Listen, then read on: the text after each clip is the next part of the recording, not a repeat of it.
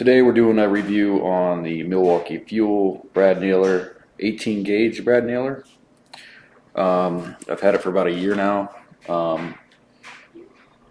So far I've liked everything about it. You apply the nails here. These are 2-inch 18 gauge nails.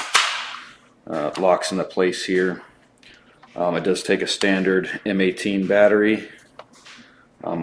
I got it as a tool only, and again, I've been using it for a year, had no issues with it.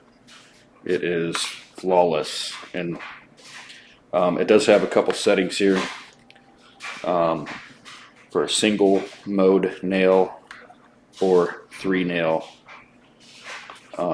installation.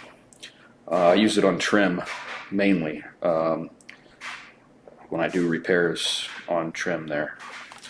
I'm just going to do a quick preview of how to use it. There's a safety lever here that has to be pushed in before you pull the trigger when you put it against the trim piece.